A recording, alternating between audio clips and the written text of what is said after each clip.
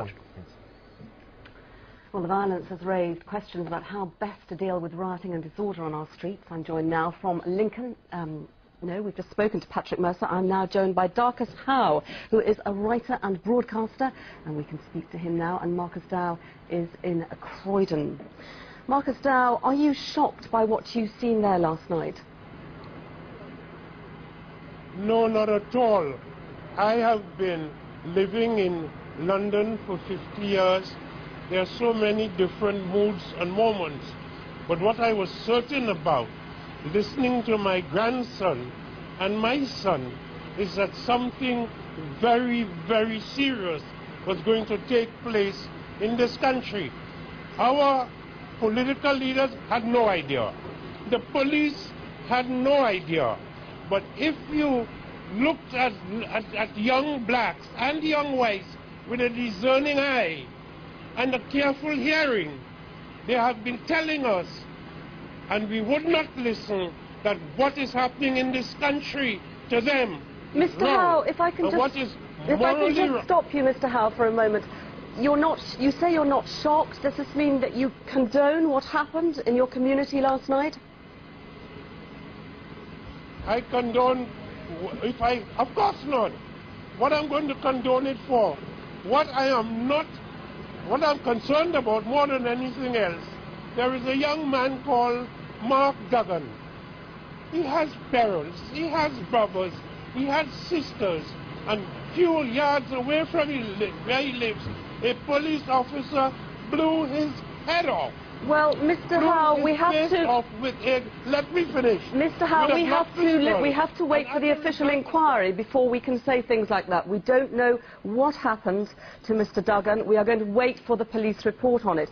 If I can take you on a little bit, you were talking about your grandson, you were talking about young people.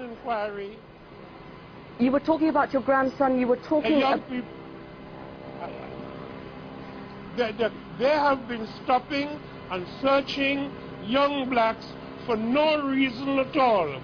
I have a grandson, he's an angel, and he began to think he was coming of age when the police slapped him up against the wall and searched him, and he thought he had now had a gold star.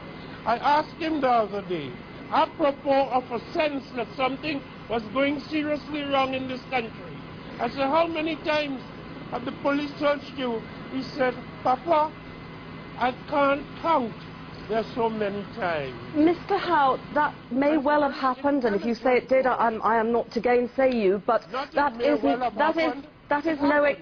is not an excuse to go out rioting and cause the sort of damage that we have been seeing over the last few days.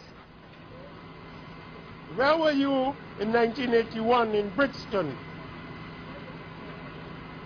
Mr. They had I don't call it rioting, I call it an insurrection of the masses of the people. It is happening in Syria, it is happening in Clapham, it's happening in Liverpool, it's happening in Port-of-Spain, Trinidad, and that is the nature of the historical moment. Mr. Howe,